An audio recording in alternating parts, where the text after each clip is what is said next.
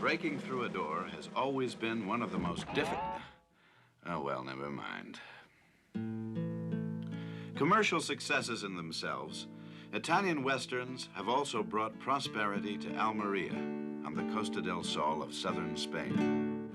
Once a sleepy provincial town, Almeria has bloomed under the influx of Italian film capital into a Spanish Hollywood. Luxury hotels, fashionable restaurants and shops have sprung up to cater to the international film set.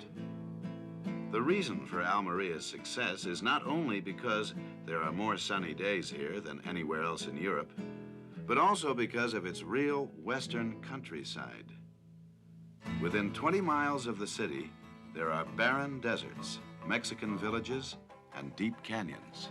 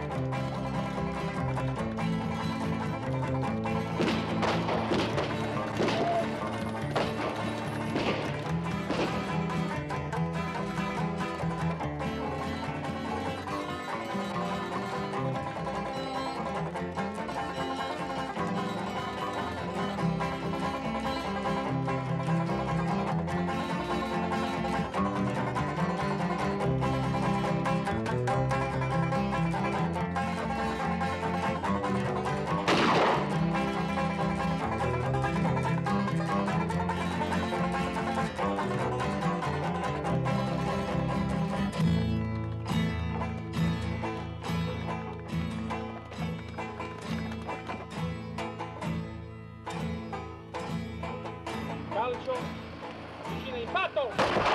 Dai, via, su di lui, fucile! Mani in alto! Mani in alto! Mani in alto!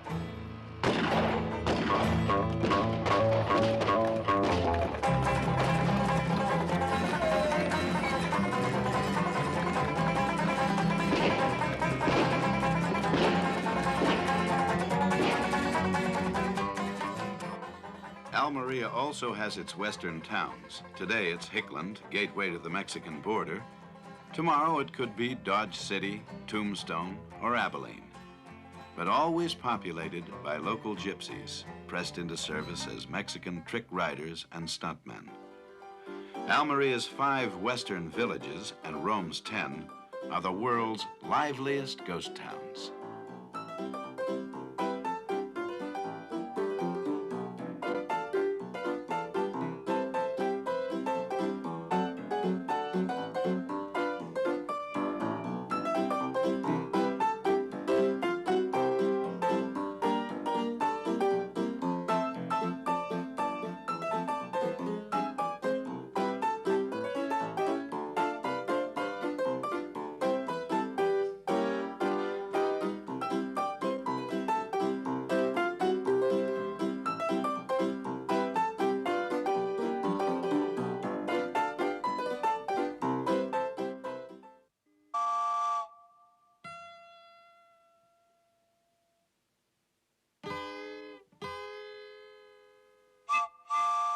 While dozens of small producers are following each other in and out of the western towns, the man who started it all, Sergio Leone, has completed his 4th and biggest western.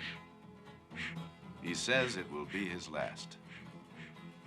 The unknown director, who couldn't interest anyone in his first western, is now the all-time Italian box office champion. For his film about the construction of the railroad across the American West, Sergio Leone built his own track in the remote Spanish countryside. He even blasted a mountain out of the way and then hauled an ancient Spanish locomotive rescued from a Barcelona scrap heap to run on his iron road.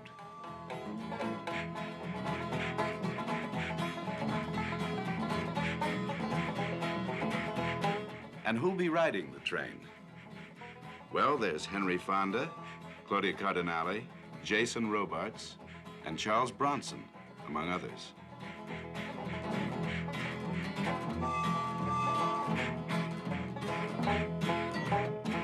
Yes, American actors are coming to work in the European version of the Old West. The most recent arrival is television star Chuck Connors. Hi, Chuck. How's your Italian coming along? Io parlo l'italiano pochissimo. Chuck, according to your experience starring in American TV and feature westerns, how does the Italian Western differ from those made in the USA? Well, there are many things basically the same about doing a Western here in Italy as well as in America. The sets look the same. We have the horses and the extras and the cavalry and the cowboys and what have you. I would say the underlying difference to me is the emphasis that's placed on the elements of the Western that make it a Western. By that I mean, for instance, in a Western you usually have one or two or maybe three fights, fist fights among the contesting parties. Well, in American Western, there might be 5 or 6 or maybe 7 punches thrown. Here, you'll see a fight go on for 5 minutes. They may throw 25 or 30 or 40 punches. Another element of the Western is the shooting of a gun. When we make one at home, we fire the gun 2 or 3 times. Here, that gun may fire 40 or 50 times. I'm sure that when we get to riding horses, the same thing will be true. What they do is that they set it up in a larger frame, the Western element of the Western motion picture. And I think they've come a long way, and I expect that they'll get better as time progresses. Basically, however, I've enjoyed it very much and will continue to. The one element which might be in contradiction to that is that from what I've seen, of course my viewing is limited, I've seen about 7 or 8 Italian Westerns, and of course I know this script, that the early American Western, the hero was always a pure hero. It was a question of black and white. And I notice in most Italian pictures I've seen that the hero is really an anti-hero. There's a lot of bad in him. As a matter of fact, I myself, for the first time in a long time, am playing somebody who's not a pure hero. And truthfully, I kind of like it. All right, we'll give that stuntman just one more chance. I just don't believe it.